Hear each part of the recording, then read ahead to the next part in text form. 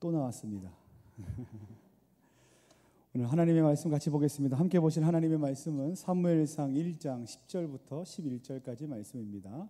사무엘상 1장 10절부터 11절까지 말씀을 여러분들이 함께 읽도록 하겠습니다. 짧으니까 우리 2절밖에 안 되니까 함께 읽도록 하겠습니다. 같이 읽겠습니다. 시작. 한나가 마음이 괴로워서 여호와께 기도하고 통곡하며 서원하여 이르되 만군의 여호와여 만일 주의 여종의 고통을 돌보시고 나를 기억하사 주의 여종을 잊지 아니하시고 주의 여종에게 아들을 주시면 내가 그의 평생에 그를 여호와께 드리고 삭도를 그의 머리에 대지 아니하겠나이다. 아멘. 안녕하세요. 안녕하세요. 오늘도 어머니 기도에 오신 여러분들을 진심으로 환영하고 축복합니다. 이제 정말 완연한 봄이 왔습니다. 여러분 인생 가운데도 이와 같이 따뜻한 봄이 늘 항상 함께 하시기를 예수님의 이름으로 간절히 축원합니다. 제가 여러분들에게 한 가지 이야기를 먼저 들려드리겠습니다. 헤라클레스 이야기입니다. 자신의 힘이 세상에서 제일 강하다고 자랑하는 헤라클레스가 어느 날 아주 좁은 길을 가고 있었습니다. 그렇게 한참을 가고 있는데 길 한가운데 사과 크기만한 이상한 물건이 하나 떨어져 있었습니다. 헤라클레스는 속으로 감히 천하의 헤라클레스님의 앞길을 방해하다니 라고 생각하면서 발로 그 사과만한 것을 툭 걷어찼습니다. 그러자 사과만하던 것이 어느새 수박만큼 커져버렸습니다. 이건 뭐야? 나를 놀리는 건가? 라고 생각한 나머지 헤라클레스는 다시 한번 그것을 힘껏 발로 걷어찼습니다. 그랬더니 이번에는 그것이 바위 덩어리만큼 커져버렸습니다. 더욱 열이 올라버린 헤라클레스는 이번에 자신이 들고 있던 커다란 쇠 몽둥이로 그것을 휘둘렀습니다. 그런데 놀랍게도 그것은 아까보다 2배나 더 커져서 마침내 그 좁았던 길을 막아버리고 말았습니다. 너무나 화가 난 나머지 그는 웃옷을 벗어던지고 한참 동안 그것을 집어던지려고 애를 쓰기 시작합니다. 그러나 그러면 그럴수록 그것은 더욱 커져서 마침내 그 크기가 얼마만해졌냐면 산더미만해져 버렸습니다. 자, 그럼 이제 문제를 하나 드리겠습니다. 여기서 헤라클레스가 걷어차서 사과 같던 것이 산더미만해진 그것은 과연 무엇일까요? 무엇일까요? 맞습니다. 사과만 하던 것이 걷어차면 걷어찰수록 커져버린 그것은 바로 여러분들이 지금 대답하셨던 것처럼 화 또는 분노입니다. 이 이야기는 어떤 것에 대한 이야기이냐면 화는 건드리면 건드릴수록 그리고 화는 내면 낼수록 더욱 커진다는 것에 대한 이야기입니다. 여러분 혹시 레이지룸이라고 들어보셨습니까? 레이지룸은 격렬한 분노, 경로를 뜻하는 의미인 단어인 레이지와 방을 뜻하는 룸의 합성어입니다. 한마디로 레이지룸은 분노를 해소하는 스트레스 해소방을 말합니다. 홍대에 있는 서울 레이지룸은 카페 이용자들의 블로그 리뷰가 42,000여 건을 넘어서 화제입니다. 그러니까 이용자 블로그입니다. 이용했던 사람들이 42,000여 명이 훨씬 더 넘었다는 겁니다. 그만큼 수많은 사람들이 이용하고 있다는 것을 말해주고 있습니다. 레이지룸의 메뉴판은 이렇게 구성되어 있습니다. 첫 번째, 짜증이라는 메뉴입니다. 그릇 10개를 던지는 거죠. 부시는 겁니다. 두 번째 메뉴는 왕짜증입니다. 그릇 20개. 이제부터 좀 말이 거칠어지는데 세 번째 메뉴는 빡침입니다. 그릇 20개, 가전제품 하나. 네 번째, 개빡침. 그릇 30개, 가전제품 2개. 다섯 번째는 숫자로 써 있는데요. 제가 한글로 표현했습니다. 18. 무제한 그릇, 그리고 가전제품 1개. 가격에 따라 이제 차등 지급되는 겁니다. 이와 같은 레이지룸이 각광을 받고 있다는 것은 그만큼 현대인들의 마음속에 스트레스와 그로 인한 분노가 가득 차 있다는 것을 말해줍니다. 참으로 안타까운 일이 아닐 수 없습니다. 그런데 혹시 여러분들은 어떠십니까? 나는 어른이니까, 나는 엄마니까, 나는 그리스도인이니까 겉으로는 나는 괜찮다라고 말씀들은 하시지만 혹시 속으로는 많은 분노를 가지고 계시지는 않느냐는 말입니다. 그래서 혹시 몹시 힘들어하지는 않으십니까? 사실은 나도 저런 곳에 가서 그릇을 던지고 싶을 때가 한두 번이 아니었다라고 생각하지는 않으십니까? 아니 어쩌면 실제로 일상생활 속에서 많은 분노를 지금도 표출하고 있지는 않으십니까? 어렸을 때부터 자라온 성장 배경 때문에, 또는 남편 뒷바라지하는 것 때문에, 또는 자녀들 양육하느라 갖게 되는 스트레스 때문에 많은 분노를 갖게 되지는 않으십니까? 여러분, 분노라는 것은 말과 행동이 누군가에게 돌발적으로 격렬하게 표현되는 본능적인 감정을 바로 분노라고 말합니다. 분노는 본인이 무시를 당하거나 또는 부당한 피해를 받거나 자신을 지키고 상대방에게 저항해야 할 때 자연스럽게 들 수 있는 정상적인 감정입니다. 하지만 분노가 용도에 맞게 잘 발생하는 것이 아니라 발생하지 않아야 할 때 분노하거나 분노의 정도가 지나치게 강하다거나 분노로 인한 공격적인 행동으로 남에게 해를 입힌다거나 분노로 인해 일상생활에 큰 지장이 있다거나 사회적으로 문제가 발생할 때에 그것은 큰 문제가 되기도 합니다. 앞에서 잠깐 말씀을 드렸지만 분노는 위기의 순간에 필요한 정상적인 감정이기도 합니다. 한번 생각해 보십시오. 만약에 누군가가 나에게, 어떤 사람이 무기를 들고 와서 막 위협을 합니다. 그러면 그때 성인군자처럼 이렇게 서서 어허, 이러지 마십시오 라고 말하는 사람은 없을 겁니다. 그렇게 해결해서는 안 됩니다. 우리는 그때 어떻게 해야 하냐면 그에 걸맞게 분노해야 합니다. 왜 그래? 왜 그러십니까? 분노함으로써 그 위기를 극복해내야 합니다. 왜냐하면 생존과 직결된 문제가 있을 때에는 반드시 분노해서 그 위기를 넘어가야만 합니다. 그럴 때는 지극히 정상적인 감정이라는 겁니다. 하지만 반대로 그것이 지나치게 과도하게 된다면, 그리고 통제하지 못할 지경에 이른다면 우리 자신뿐만 아니라 우리가 만나는 사람들과의 관계, 그리고 또한 가장 가깝게는 가족, 특히 이게 중요한데 사랑하는 자녀들의 인생에 안 좋은 영향을 미칠 수 있다는 것이 오늘 우리가 생각해 보아야 할 문제라는 것입니다. 앞에서 저는 여러분들에게 헤라클레스의 이야기를 들려드렸습니다. 이 이야기의 내용은 이런 것입니다. 분노라는 감정은 건드리면 건드릴수록 커진다라는 거죠. 화는 내면 낼수록, 건드리면 건드릴수록 커진다라는 겁니다. 그런데 거기에 더 하나를 추가하면 이렇습니다. 사람은 혼자 살지 않고 어떤 누군가와 같이 산다는 겁니다. 그래서 상호 의사소통을 하며 살아간다는 겁니다. 어떤 대상과 상호작용을 하는 상황에서 분노하고 화를 내게 된다면 화를 낸 사람은 곧 더 큰 분노와 화를 입게 될 가능성이 농후합니다. 왜 그런지 아십니까? 그것은 누군가에게 내가 화를 냈다면 상대방이 그 받은 화 때문에 더 큰 분노를 쏟아낼 가능성이 많기 때문입니다. 화를 입었는데 하하 괜찮아 라고 말하는 사람은 지극히 적을 것입니다. 화를 받았으면 그 화를 더 크게 갚아주는 것이 사람일 것이기 때문에 그렇습니다. 마치 탁구 경기나 테니스 경기를 한번 생각해 보십시오. 힘껏 테니스공을 내치면 반대편은 어떻게 합니까? 힘껏 받아치는 것과 똑같습니다. 분노를 힘껏 내면 상대방은 분노를 힘껏 받아치게 되어 있습니다. 서로 분노를 주고받는 것입니다. 만약 여러분들 안에 분노의 마음이 있게 된다면 여러분들은 그것을 이내 누군가에게 쏟아놓게 될 것입니다. 그런데 그것이 가장 가깝게 누구에게 쏟아놓을 때가 많습니까? 가족들입니다. 그 중에서도 남편이 많습니까? 아니면 사랑하는 자녀들이 많습니까?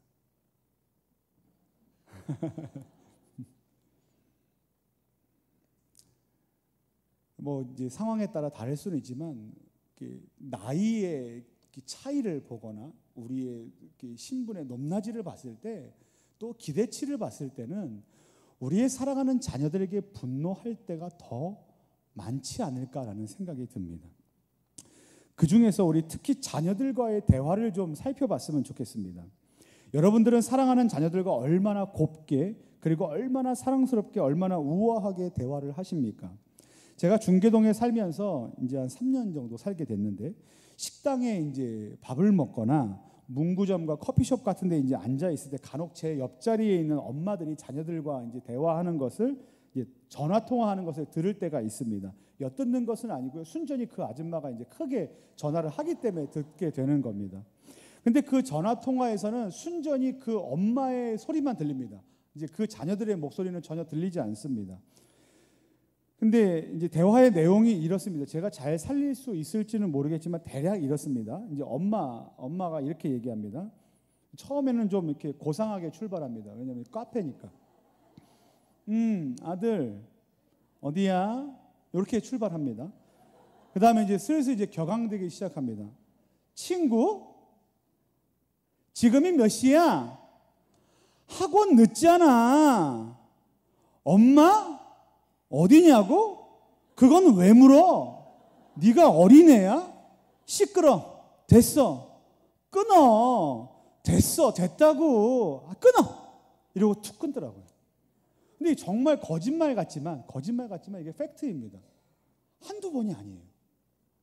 제가 문구점에 가도 식당에 가도 카페에 가도 만나는 엄마들은 이런 류의 대화만 합니다. 희한해요. 물론 일부 엄마들일 것이고 그리고 그것도 일부의 전화통화를 듣고 많은 것을 판단할 수는 없겠지만 하지만 이러한 전화통화에서 제게는 어떤 것이 느껴졌냐면 사랑하는 자녀와 통화하는 것에서 많은 짜증과 또 못미더움에서 비롯된 분노의 마음이 조금은 느껴졌다는 겁니다. 해석하면 이런 내용이 좀 오고 갔을 것 같습니다. 엄마의 마음속에는 이런 내용이 있었을 것 같습니다. 해석하면 이럴 거라는 거예요. 이 녀석 지금 시간이 몇 시인데 아직까지 놀고 있는 거지? 지금 학원에 가 있어야 할 녀석이 왜 친구들과 함께 있는 거지? 엄마가 어디 있는 건 왜 계속 확인하는 거지? 왜 이렇게 엄마를 귀찮게 하는 거지? 혹시 나 몰래 딴짓하려는 것일까? 나이가 몇 살인데 아직도 내가 뒤치다거리를 해야 하나? 등등의 이제 마음들이 섞여서 그와 같은 표현이 나온 것이지요. 만약 엄마의 마음이 이와 같아서 전화통화하는 가운데 분노의 말과 짜증을 냈다고 한번 생각해 보십시오.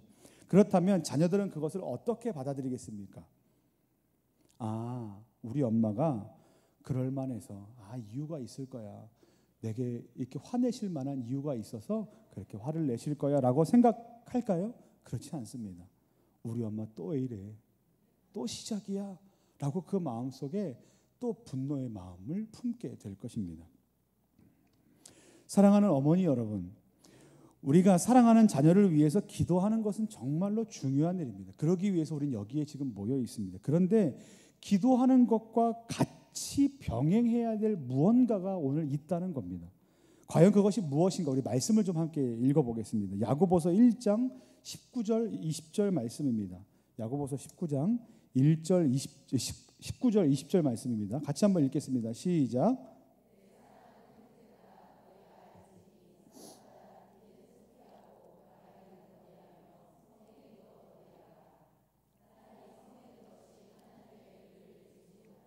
아멘. 성경이 뭐라고 말씀하고 있습니까? 성내기를 더디하라. 다른 말로 어떻게 표현하냐면 분노하기를 멈추라 라고 말씀하고 있는 것입니다. 분노를 멈추라. 그런데요, 이게 말이 쉽지 이게 정말 어렵습니다. 분노하기를 멈추라는 것이 이게 교회에 와서 이제 설교 들을 때는 그래야지라고 하지만 이게 돌아가면 이게 막상 되지 않는 게 분노를 멈추는 일입니다. 어떻게 분노의 감정이 생겼는데 그것을 일순간에 삭힐 수 있겠습니까? 한번 생각해 보십시오. 운전하는 도중에 이제 운전을 하고 가고 있습니다. 근데 옆 자동차와 생겼던 일 때문에 분노가 생겼다면 아주 극단적이긴 하지만 운전 안 하면 됩니다. 그렇죠. 내가 운전을 안 하면 더 이상 그 꼴을 보지 않아도 되기 때문에 분노하지 않을 수 있습니다.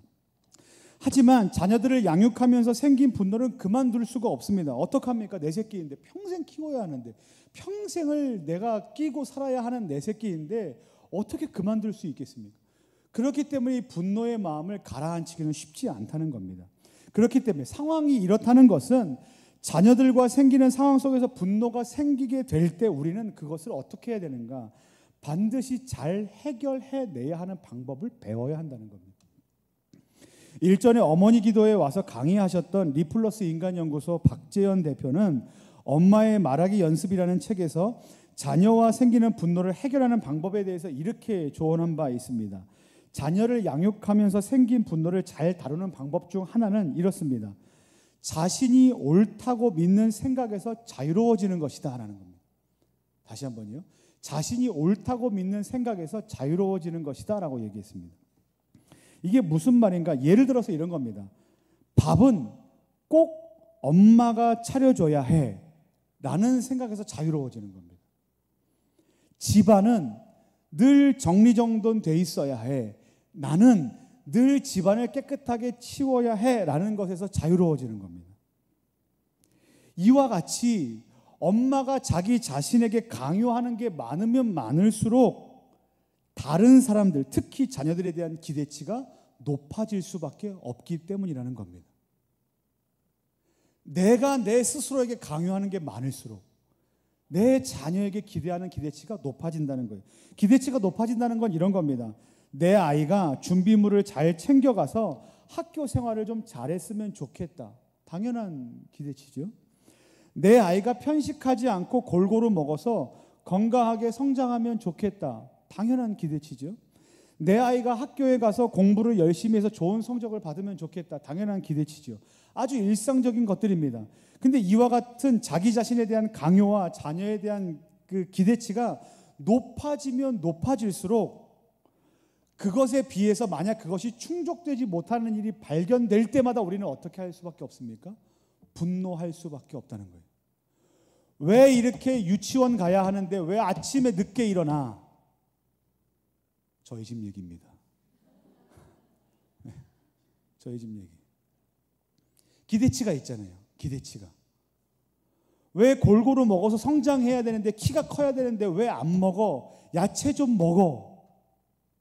그 기대치가 충족되지 않으니까 어떻게 합니까? 톤이 높아지는 거예요. 그러다 보면 어떻게 됩니까? 분노할 수밖에 없는 상황 가운데 있게 되는 겁니다. 이것을 역으로 이용하자는 겁니다. 당장 분노할 일이 생겼을 때 그것을 참아내는 것은 어렵지요. 그렇기 때문에 거기까지 가기 전에 우리가 가지고 있는 자신과 자녀에 대한 기대하는 것에 대해서 조금씩 자유로워지는 연습을 하게 된다면 우리는 어떻게 할 수 있는가? 분노할 수 있는 일들을 미연에 방지할 수 있게 된다는 겁니다. 그래서 어떻게 하자는 겁니까? 우리가 갖고 있는 우리의 스스로에게 얽어매고 있는 많은 의무감들, 그리고 자녀에게 맡겨두고 있는 그 수많은 기대감들을 조금씩 내려놓는 연습을 해야 한다라는 겁니다. 사랑하는 어머니 여러분, 이제 여러분들이 가지고 있는 마음의 짐을 조금씩 내려놓게 되기를 소망합니다. 당연한 것들, 준비물을 잘 챙겨가기를 바라는 것, 식습관이 개선되어 건강하기를 바라는 것, 공부에 대해서 높은 기대감을 갖는 것, 이 당연한 것들, 이와 같은 것들로부터 조금씩 자유로워지는 저와 여러분들 되시기를 바랍니다. 만약 여러분들의 식습관의 문제를 반드시 고쳐놓고 개선시켰다고 한번 생각해 보십시오. 근데 그러기 위해서 쏟아놓은 분노 때문에 관계가 망쳐졌다면 그것은 자녀에게 오히려 더 좋지 못한 결과를 초래하게 될 것입니다. 바라기는 엄마 자신에 대한 강요와 자녀에 대한 기대치로부터 조금씩 자유로워지는 저와 여러분들 되시기를 예수님의 이름으로 간절히 축원합니다. 그런데 이것은 어디까지나 나의 노력입니다. 인간적인 노력입니다. 그렇기 때문에 불완전한 부분이 존재합니다. 그래서 저는 다음과 같은 또 한 가지의 방법을 소개해 드리려고 합니다. 어떻게 분노를 줄일 수 있을까? 성경의 인물들 중에 분노가 가득했을 때 적절하지 못하게 대응했던 한 사람과 반대로 적절하게 대응했던 또 다른 한 사람이 등장합니다. 저는 오늘 이 두 사람을 여러분들에게 마지막으로 소개시켜 드리면서 과연 우리 안에 분노가 생겼을 때 우리는 어떻게 해야만 하는가에 대해서 설명을 드리려고 합니다. 먼저 적절하지 못하게 대응했던 사람, 바로 사울 왕에 대한 이야기를 설명해 드리겠습니다. 여러분, 이스라엘의 초대왕 사울은 효성이 깊고 겸손했으며 인물도 빼어났던 그야말로 걸출한 인물이었습니다. 그런데 그가 왕이 된 이후에 막강한 국가인 블레셋과 전쟁을 하면서 곤욕을 치르게 됩니다. 그때 혜성처럼 나타난 사람이 있는데 그가 누구냐 하면 바로 소년 다윗입니다.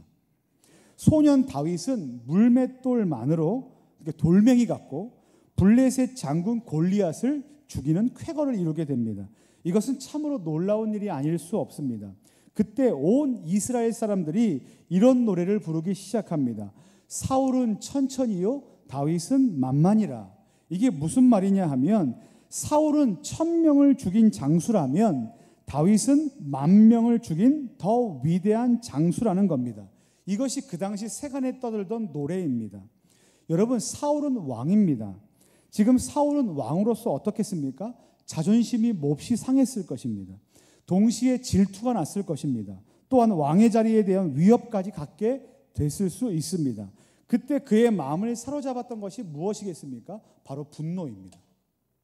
내가 저까지 소년 다윗과 비교가 돼? 그리고 저 인간이, 죄송합니다, 표현이 거칠지만 저 인간이 나보다 더 높은 칭찬을 받게 돼? 라고 하면서 그 안에 질투와 분노가 일어나게 된다는 말입니다. 과연 그때 사울은 그 분노를 어떻게 해결했을까? 사무엘상 18장 8절부터 11절까지 말씀인데요, 우리 조금 길지만 한번 같이 읽어보겠습니다. 같이 읽습니다. 시작. 사울이 그 말에 불쾌하여 심히 노하여 이르되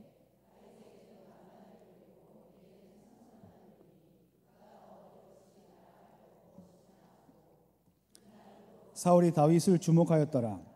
그 이튿날 하나님께서 부르시는 악령이 사울에게 힘있게 내림에 그가 집안에서 정신이 없이 떠들 다윗이 평일과 같이 손으로 수금을 타는데 그때 사울의 손에 창이 있으므로 그가 스스로 이르기를 내가 다윗을 벽에 박으리라 하고 사울이 그 창을 던졌으나 2번 피하였더라.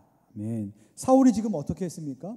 그는 자신이 가지고 있던 모든 분노를 손에 쥐고 있던 창에 한가득 담아서 다윗을 향해 힘껏 던졌습니다. 그러니까 분노를 쏟아냈던 겁니다.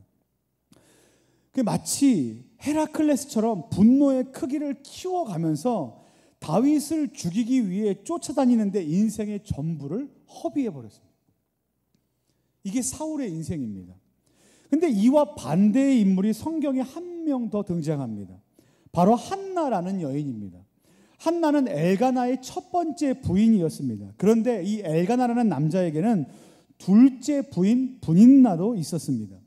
이 첫째 부인 한나는 아들을 낳지 못했고 둘째 부인 분인나는 아들을 낳은 사람입니다. 둘째 부인 분인나는 아들을 낳지 못한 첫째 부인 한나를 성경에 보면 날마다 격분케 하였다라고 성경은 기록하고 있습니다. 한나가 느끼기에 이 분인나는 말 그대로 적수였습니다. 그래서 한나는 분노를 쏟아낼 수밖에 없는 사람이었습니다. 날마다 분노하고 또 분노할 수밖에 없었습니다. 이 분노할 수밖에 없는 상황 가운데 한나가 어떻게 했는가? 우리 말씀을 좀 같이 보겠습니다. 오늘 읽은 본문 말씀인데요, 10절과 11절 말씀입니다. 같이 읽겠습니다. 시작. 한나가 마음이 괴로워서 여호와께 기도하고 통곡하며 서원하여 이르되 만군의 여호와여, 만일 주의 여종의 고통을 돌보시고 나를 기억하사 주의 여종을 잊지 아니하시고 주의 여종에게 아들을 주시면 내가 그의 평생의 그를 여호와께 드리고 삭도를 그의 머리에 대지 아니하겠나이다. 아멘. 10절 말씀이 어떻게 고백하냐면 한나는 마음이 몹시 괴로웠다라고 되어 있습니다. 이게 다른 말로 하면 분노하고 있다는 겁니다. 그래서 어떻게 했습니까? 창을 던졌을까요? 분노했을까요? 어떻게 합니까? 하나님께 기도하고 통곡하였다라고 성경은 기록하고 있습니다. 한나의 기도 내용은 이렇습니다. 주님, 저 정말 너무 힘듭니다. 주님, 제 고통이 이루 말할 수 없습니다. 주님, 제 고통을 한 번만 돌아봐 주십시오. 주님, 저를 제발 기억해 주십시오. 주님, 이 여종을 제발 잊지 마십시오. 주님, 저 좀 기억해 주십시오 라고 기도하는 것으로 그 분노를 해결했다는 겁니다. 여러분, 사울이 분노를 쏟아내는 것과 상당히 대조적이지 않습니까? 사울은 자기 자신이 가진 분노를 그 상대방에게 쏟아내는 데 인생을 허비했습니다. 하지만 한나는 어떠했습니까? 자신의 원통함과 분노를 오히려 하나님 앞으로 가지고 나아가 어떻게 했습니까? 기도의 연료로 사용했습니다. 분노는 쏟아내는 것이 아니라 기도의 연료로 태우는 것이다라는 것을 누가 보여줬습니까? 한나가 오늘 보여준 것입니다. 물론 자녀들을 대할 때 생기는 이 화나 분노는 이 사울이 다윗에게 가졌던 분노나 아니면 한나가 분인나에게 가졌던 분노와는 좀 종류가 다릅니다. 그렇죠. 사랑의 화이고 사랑의 분노일 수 있습니다. 좀 다른 분노입니다. 그럼에도 불구하고 동일한 것이 무엇인지 아십니까? 우리 안에 있는 이 분노는 밖으로 표출될 가능성이 많다는 겁니다. 사울 안에 있던 분노, 한나 안에 있던 분노, 우리 안에 있는 자녀를 향한 분노는 어쨌든 누군가를 향해 표현될 가능성이 많다는 거예요. 여러분 앞에서 읽었던 야고보서 1장 19절부터 20절 말씀은 우리에게 성내기를 더디하라라고 권면하고 있습니다. 근데 삶을 살아가다 보면 정말 말 그대로 분노할 만한 상황이 너무나 많습니다. 특히 자녀들을 향해서 나도 모르게 그렇게 분노하고 밤에 또 후회하고 또 분노할 때가 너무나 많습니다. 저도 그럴 때가 너무나 많아요. 그때 분노할 만한 마음이 우리의 마음에 한가득일 때, 자녀들을 양육하는 것이 너무나 힘에 겨울 그때에 우리는 선택의 기로에 놓여 있습니다. 사울처럼 창을 던질 것인가? 한나처럼 무릎을 꿇을 것인가? 사랑하는 어머니 여러분, 바라기는 그때에도 성내기를 더디하시고 오히려 그 어려움과 원통함을 기도의 연료로 삼아서 하나님께 나아가 매달리시는 저와 여러분들 되시기를 예수님의 이름으로 간절히 축원합니다. 그리하여서 하나님께서 원통함을 풀어주시고 그 기도에 신실하게 응답하여 주시고 여러분의 자녀의 모든 문제를 해결하여 주시는 그 은혜를 경험하게 되시기를 예수님의 이름으로 간절히 축원합니다. 우리 오늘 이 시간 나눈 강의의 내용을 가지고 함께 기도하며 나가면 좋겠습니다. 우리 먼저 같이 강의의 내용을 가지고 기도하면 좋겠는데요.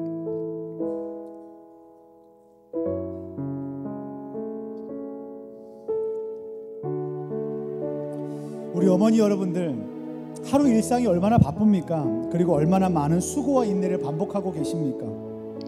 남편을 뒷바라지하느라 또한 사랑하는 자녀들을 양육하고 키우시랴 얼마나 바쁘고 수고하고 인내하고 있습니까? 근데 그것조차 뜻대로 되지 않아서 답답한 가슴을 칠 때가 얼마나 많이 있습니까? 그때 우리가 할 수 있는 일이 뭐라고요? 분노하는 것입니까? 그렇지 않습니다. 내려놓는 것입니다. 그리고 기도하는 것입니다.